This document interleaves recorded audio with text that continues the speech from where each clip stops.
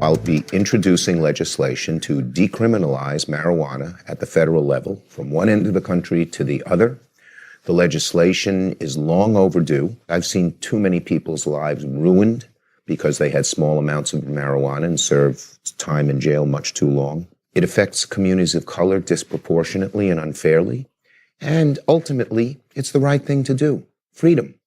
And so it's time for the federal government to take another look at this. And I think descheduling this drug, allowing for the research, would be very helpful to the American people. I just like to, smoke a joint every now and then.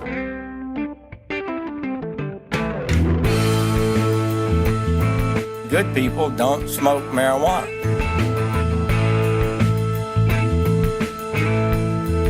You dick! Welcome to VoteProPot-Cast, brought to you by VoteProPot.com.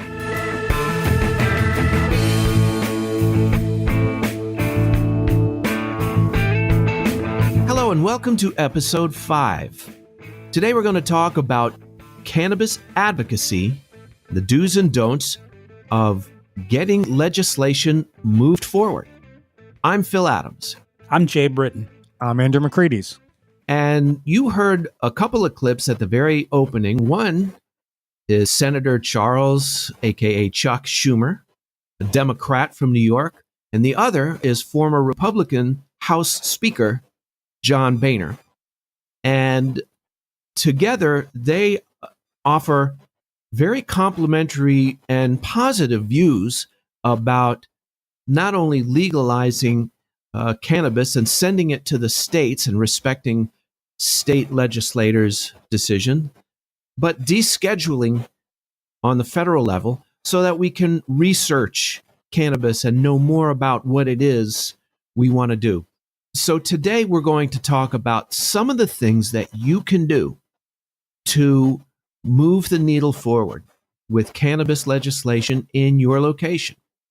We're going to talk about some of the do's and don'ts of cannabis advocacy. Jay's going to talk about some of the places where the need is most urgent, where things are moving right along and need to be pushed along. And we're going to, as always, feature some news and events regarding cannabis reform.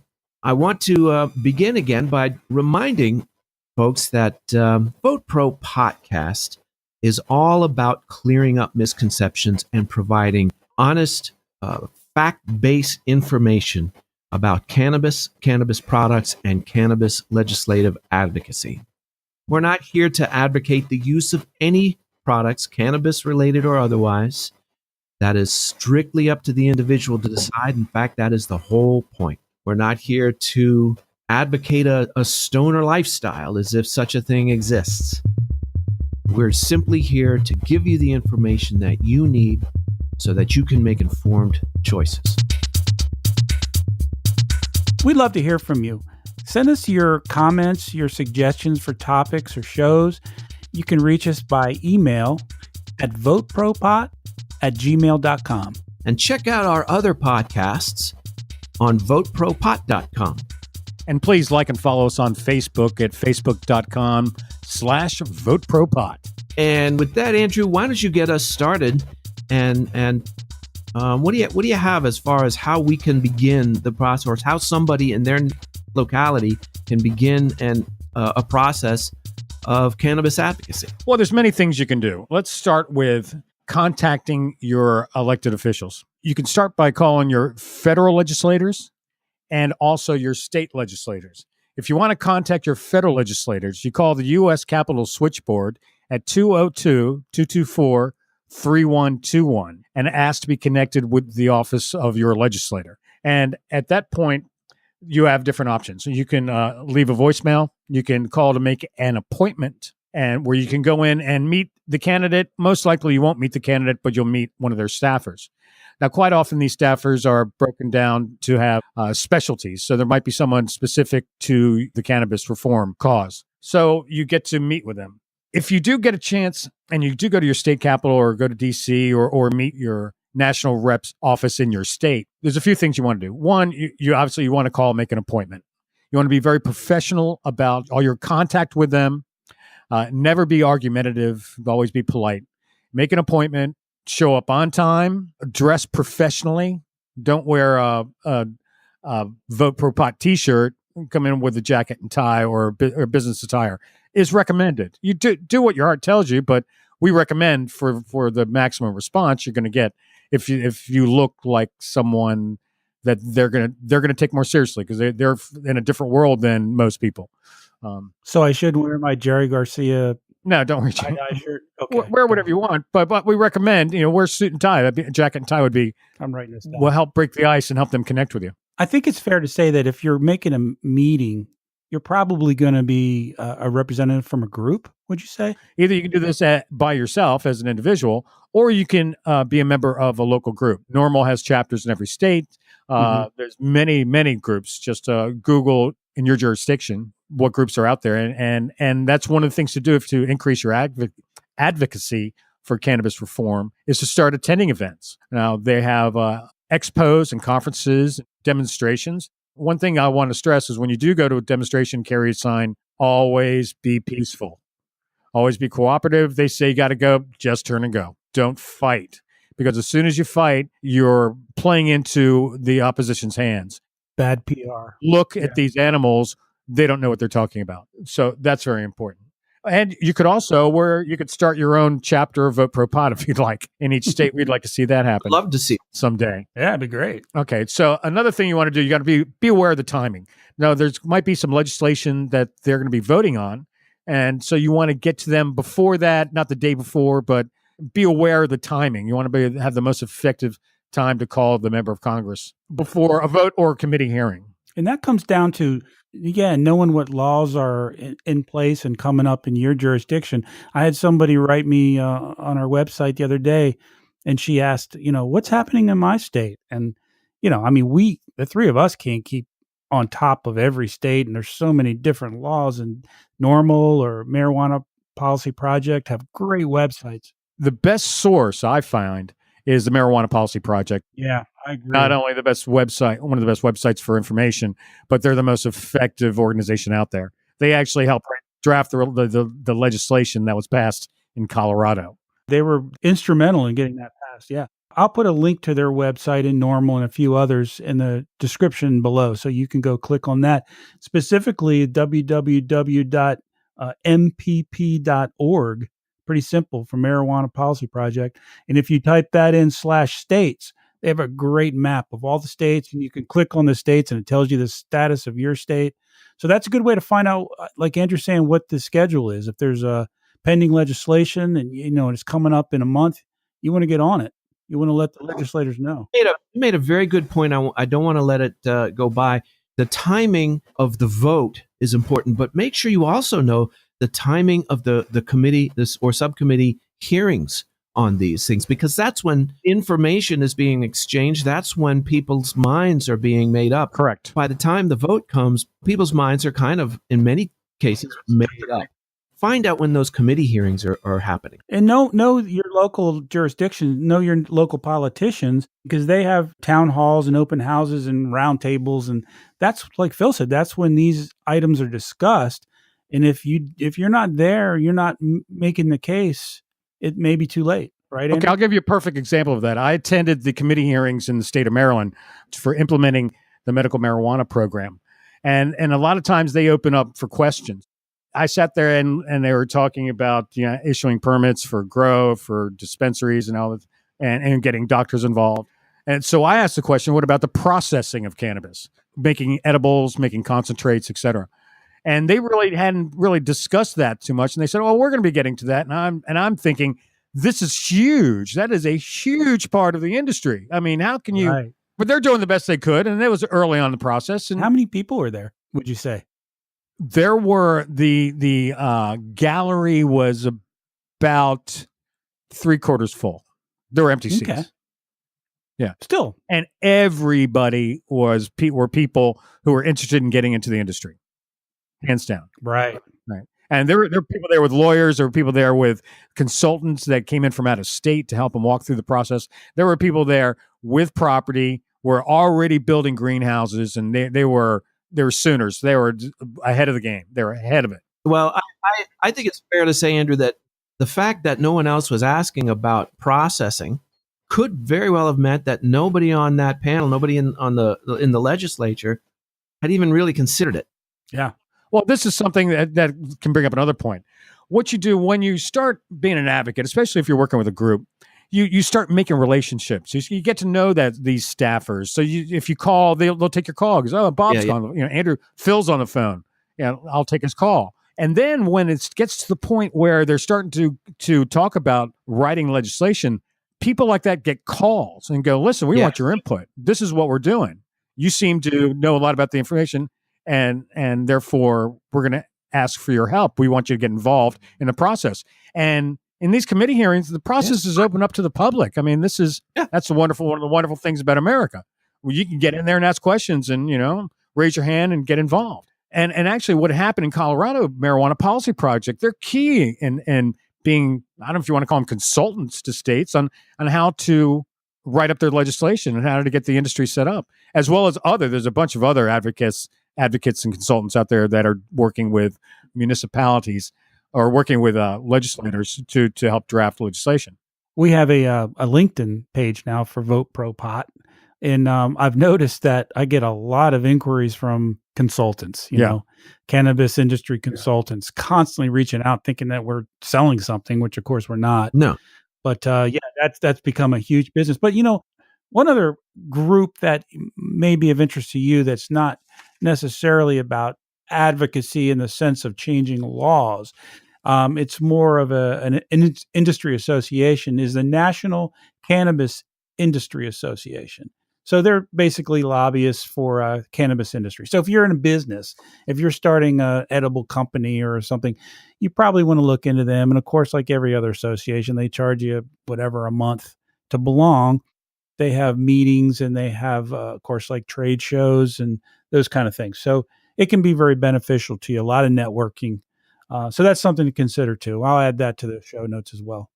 On the subject of Marijuana Policy Project, one of the reasons, just on a quick aside, that Colorado has been so successful with the implementation of their legislation is because of Marijuana Policy Project. They wrote a lot of the law, and again, they consulted on how to bring it about, how to do things.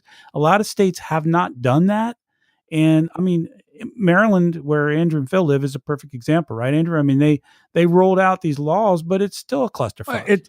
It's getting off the ground, and it's they've succeeded more than failed. I'd like to say it's taken a long time. It did take years. You still can't go get it. Well, no, there are dispensaries open now in Maryland, supposedly, from what I hear. Well, but apparently, most of the industry has flourished in Baltimore City and County and Montgomery County. The rest of the state is kind of but how many people? How many cards have been issued? And I mean, how many people are taking advantage of it? I don't think it's very many yet in Maryland. The problem is you have to find a doctor that's going to write the prescription, and those numbers have, I know, in the last 6 months increased by 70%. That numbers, that's the key. Recently, I cut my finger and had to go get stitches in the emergency room. They asked me if I wanted painkillers. And I asked them, well, can you just give me a prescription and medical cannabis card, and, which was a great laugh in the emergency room. They thought that was hilarious. That wasn't a joke. And so we just agreed on Tylenol, but just a dabble. But see, it's still, you got to get the card. And there's people out there that qualify for it that don't have it because they just don't have the wherefore, the knowledge, and they're not close to where one of these clinics are. Well, and that's my point. In Colorado, everything was planned out. And it's been 4 years. And granted, the first 6 months were a little shaky, but that's going to be true with any kind of rolling out of a big policy like that. But the bottom line is the Marijuana Policy Project had a lot to do with setting up the system, how it was going to be distributed, how it was going to be delivered, how it was going to be grown, who was going to do that. Colorado is the perfect example of how to roll it out properly. And don't just leave it to the Marijuana Policy Project. Be involved in your state. This is your locality. make sure that things are being done right in your state as you see it. Yeah, absolutely. There's a plethora of information online on websites for advocacy. And so all you got to do is jump on the web and you can find a place to go to join. Is a plethora more than a wealth of information? Yes. So Marijuana Policy Project is a great website, and they are one of the leading advocacy groups out there. Another great website is the Drug Policy Alliance. I might recommend that. Mm-hmm. But while you're on that subject, what happened in Washington, D.C. was different because the Marijuana Policy Project wasn't involved in that. They more or less passed on D.C. during that election. And there was a group called the D.C. Cannabis Campaign led by Adam, his last name I don't recall at this moment. But they got a ballot initiative out. And the thing about D.C. was you couldn't get a ballot initiative that forced the city to spend money on setting up regulations for a recreational cannabis industry. But you could make it legal to grow your own and you could give it away. So now in D.C., that's the law. You can't go buy cannabis recreationally in D.C., but you can grow it. And you can't sell it. You can't sell it. It's still illegal. But you can grow. And since D.C. is a district, it doesn't have a governor, so Congress more or less acts as governor for D.C. So D.C. is still very much affected and influenced by federal law.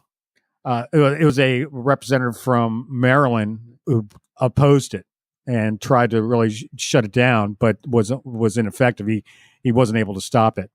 So there's many ways to go about getting cannabis reform, not just Marijuana Policy Project, but they are number one, and that's the people I recommend that you support. And that's which brings me to my next point, and that is if you want to be involved in advocacy, and you really don't have the time, you can always cut a check. And Marijuana Policy Project, it's a great organization to donate money to. So I highly recommend that. And if you donate a certain amount, like so much every month, they send you cool gifts. Well, let's get back to what I was talking about getting involved with your legislators.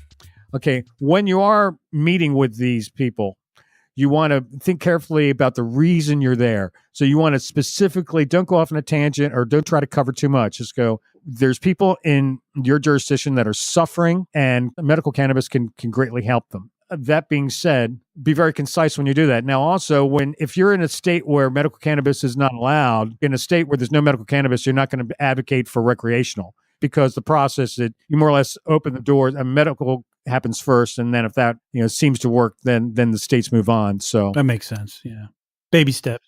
That's what you want to do. And I would say, come prepared with something. Bring something to leave with them. And I don't mean cash, that's illegal. I mean, some printed information. Maybe if you're savvy enough and want to put a little thought and money into it, a little packet of information that says pretty much precisely what you verbalize to them, so that when they look at that afterwards, they'll say, oh, yes, I remember he said that. We talked about that. And it'll spur some thought or action on their part. But it's never a bad idea to bring some information to leave with them that reflects and reiterates what you said in person. The websites we've mentioned before, NORML and Marijuana Policy Project and others, they have brochures and stuff that you can download and print. And it has a lot of the bullet point stuff on it. So you don't necessarily have to be a representative of those organizations to walk in with their pamphlet and say, hey, we agree with this. This is why we're here. So that's helpful if you're not in a position to print stuff out. Okay. Another thing that you can't discount, and you really have to understand the power of a well-written letter just from an individual. You write a heartfelt letter, go, this is my story. My kid had seizures. He's having 100 seizures a day. We gave him the cannabis, and now he's gone 6 months without a seizure. It almost bankrupted the family. The side effects from the drugs were horrible. And these heartfelt letters, you send that to them, and they read this from one person, not a group. That can really move someone. Yeah, that's a good point. Have you ever heard a politician mention one of their constituents in a speech? Yeah. All the time. You hear it all the time. So if you're a talented writer or can articulate, or you have a story you want to tell, write it out and send it to them. Even You can't underestimate the power of a handwritten letter. Speaking of writing, not only can you write a letter to your elected officials, but you can also write letters to newspapers and blogs, and you can also write op-eds to the letters to the editors or any other opinion pieces. Phil, you might give us some advice on how to maybe effectively do that. well, the things that you have to keep in mind when writing an op-ed letter is, well, let's talk about a couple of things. First of all, have a format, and the format for these things, they generally come in different forms, but it's usually a problem followed by a solution, both of which are backed up with facts and even anecdotal evidence, and you conclude with a call to action. So here's the problem. Here's the illustration of the problem. Here's the solution. Here's why we think it will work. And here's what we want you to do. So have that form in mind. Second, there are always ways to phrase things that don't come across as combative or accusatory. Don't use fighting words. Don't say things like "or else," or just lay out your case.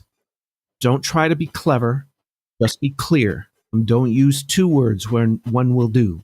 Just give them the information and don't waste their time. And I think that those kinds of things, and you don't need to say things like "in my opinion" or "I think" or "as I see it." You're writing an opinion. Of course it's your opinion. Those are superfluous words. Keep it short, keep it sweet, and keep it to the point, but back it up with facts. And if you have facts, always include a source. Now, it's an op-ed, so you don't need to put footnotes or anything, but anyone can make up statistics. There's the old joke that says 73.4% of all statistics are made up on the spot. Source them out according to a Mayo Clinic study, according to the Bureau of Labor Statistics. Just little phrases like that. Say where you got it. It lends more credence to the facts that you present and a more compelling op-ed. So those are some of the things that you can do to make them more readable and more actionable. Okay, to summarize everything, let me just go over a few do's and don'ts. So you do state your name, address, telephone numbers so they know that you're one of their constituents.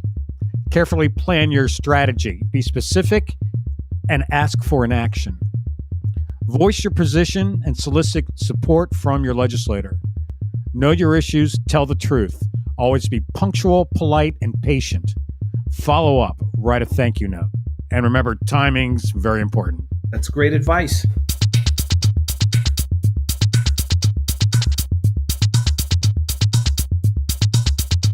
And now a quick update on cannabis news. Jay, what do you got? All right, let's see here. I got an interesting story. I got this out of the Motley Fool, which is a website, pretty good website for investors, for personal investors. But anyway, it's by Brandon Hicks, and it's about a UK-based tobacco company called Imperial Brands, and they're one of the top 4 or 5 tobacco companies in the world.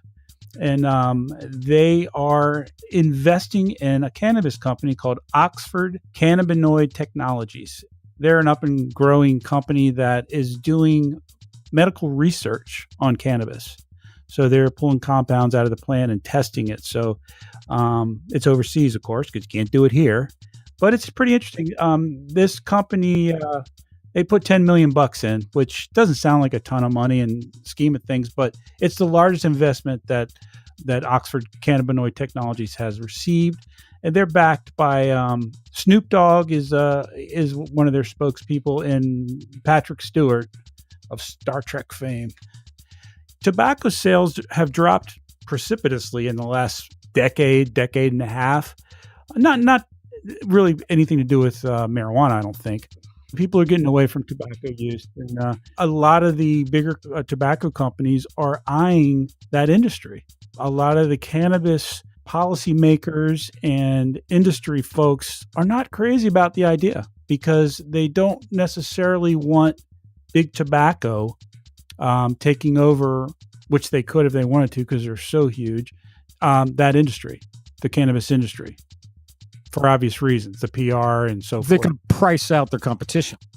they being the cannabis reform folks have worked so hard in the past 10 years to kind of, through PR, to kind of put a pretty picture on their industry. They're afraid that tobacco is going to come in and just, turn it back into tobacco, which is, not a pretty picture from a PR standpoint, right? Bill, you're the PR guy. No, there's been a kind of a war on tobacco in the last. Well, this speaks to voting for good legislation. I know there was a legislation put forth to legalize cannabis in California a few years ago that did not pass because all the advocates voted against it because it was a shitty law. Because it was such a bad law. And it happened, I believe it was in Ohio too, where it happened. They said they wanted to do medical, but the law was about to turn everything over to two companies. And they said, no, you can't do that. So even the advocates said, shitty law is, we'd rather have no law. Right. So what some people are asking or calling for is maybe something more compared to the wine industry, where there could be these artisanal growers and processors. Yeah, can carve out a living, and there's going to be some big money in there and some big corporations, but we don't want them to have a monopoly. Well, here's a story out of once again, one of my favorite websites is Leafly.com. And this one is by Bruce Barcott. Who says, the headline is Red States Are Embracing Cannabis Legalization, Expanding Access. And it is another indication that, as I said, the ideological tipping point is being moved in historically law and order states, particularly Oklahoma, where last month a vote to legalize medical marijuana passed by a 57% landslide. That's big. That was a ballot initiative. A ballot initiative, yes. Andrew, tell me what you know about ballot initiatives. Those don't necessarily become laws. They just sort of become resolutions to pass a law. Is that correct? Not all states have a ballot initiatives, but in the ones you do, if you get enough signatures, it goes on the ballot. That's how they did it in Colorado. I believe, if it passes, they're compelled to pass a law. But the problem is, typically the ballot initiatives have no details. So it basically says our representatives will pass a law making medical marijuana legal, but it doesn't have any details typically. So like I said, the representatives are compelled to come up with a law, but there's no sort of guidance for what that law should say. The North Dakota Marijuana Legislation Initiative delivered more than 18,000 signatures to the Secretary of State's office in the Capitol. If states verify at least 13,000 some of these autographs, now there can always be a legal challenge, but if these are verified, that many of them, voters will decide in November whether to legalize cannabis or not. Things are moving in places where you may not have expected them to move. Another vote came in Maine, where state legislators overrode the governor Paul LePage's veto of a medical marijuana bill. They passed it. He vetoed it, and with a nearly unanimous vote, the Maine legislature overrode it. Way to go, Maine. Way to go, Maine. And there's more on the article about Utah and Missouri, which are two states that are not far behind. And these are not necessarily blue states. Okay, the problem with these ballot initiatives is that it gets on the ballot and it passes, but you still have these legislators that don't share those views. And they're not going to pass good legislation. They're not going to set up good regulations for the industry. So that's when being an activist, getting involved, going to those meetings at the state capitol, going to all the committee meetings and going to the representatives with information going, this is what they're doing in other states. This is what we need to do. So be informed and get involved. And in those red states, if you get enough people involved, they could actually set up good industries. Just to be clear, let me name off the states real quick that still completely illegal. No medical, no recreational. And there's a band of states that are essentially southern states that you would expect, Kentucky, Tennessee, Indiana, Virginia, South Carolina, Georgia, and Alabama, as well as Louisiana, Texas, Iowa, The whole Kansas, Confederacy. yeah, South Dakota, Wyoming, Idaho, and Utah. What do you got, Andrew? So everyone's heard of Ryan Reynolds, the actor. The guy's on fire. He was in Deadpool. Every project he's involved with is hugely successful. A lot of people are saying that he's kind of crazy because he just announced that he's producing a movie, and it's a remake of Home Alone. If you remember about the sadistic little kid who was left behind from the Christmas Vacation. But in his version, it's going to be, instead of a little kid, it's going to be a paranoid stoner. And the movie's going to be called Stoned Alone. I know I'm going. That's where apparently he misses his flight for the Christmas Vacation ski trip. So he goes back home and gets stoned, gets all paranoid, and apparently some guys try to break into his house. That's great. I would definitely go see that. I have another story. There's a guy in Colorado who just bought an internet company that sold a herbal male enhancement supplement. So what he did, he added... He's the guy sending me all the emails. Yeah, probably. Damn him. Anyway, so he bought this company, and what he did, he's added THC to it. Oh, sweet. So basically, you have a boner pill to get you high. Nice. Two mints in one. It's called Canna Mojo, and apparently he did a batch, and he sold it out the first day. He's starting small, apparently, but. Man, I can tell you that I can see all these old white guys on either side of the aisle so getting behind this.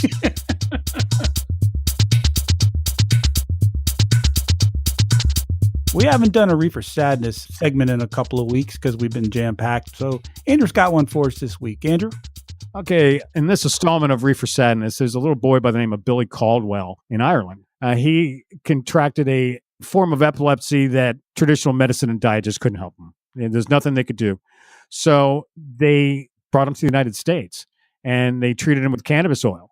Now, here's a little boy who suffered up to 100 seizures a day.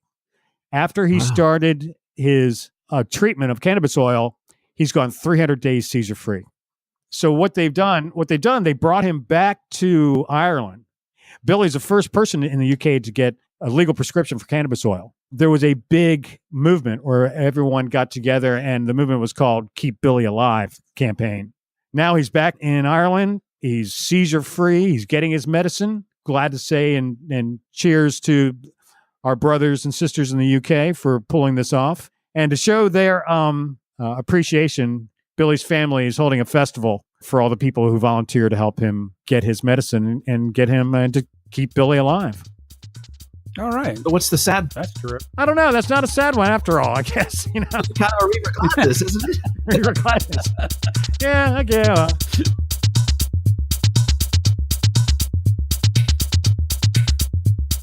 Well, we hope you enjoyed today's episode, and we hope we were able to equip you with some good, actionable information. And if you like what you heard, we sure would love to hear from you. Give us a review.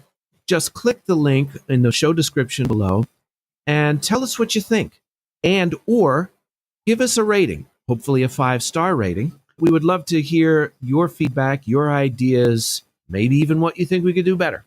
You can send us an email at votepropot@gmail.com. Or like and follow us on Facebook at facebook.com/VoteProPot.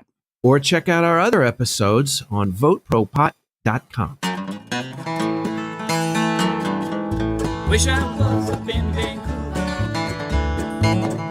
at the Cannabis Cafe, smoking good old Sensimilla at the beginning of the day. But here I am in New York City, hiding out in Central Park, getting kidnapped by the police today sometime before dark. But I wish I was up in Vancouver at the Cannabis Cafe, smoking good old Sensimilla at the beginning of the day. The judge looked down upon me, frowned. He said, "Kid, get on your way. Just don't start out your morning with espresso and a J. I said, I wish I was up in Vancouver at the Cannabis Cafe,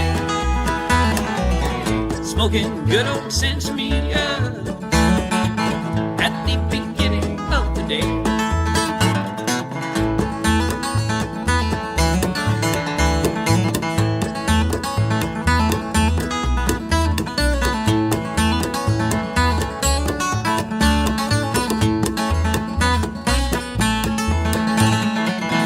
Hitched on out to Portland, caught a ride up to BC, took the bus over to the neighborhood to have a bowl with my coffee. Now I'm up in Vancouver at the Cannabis Cafe, smoking good old sense media at the beginning of the day. Smoking good old sense media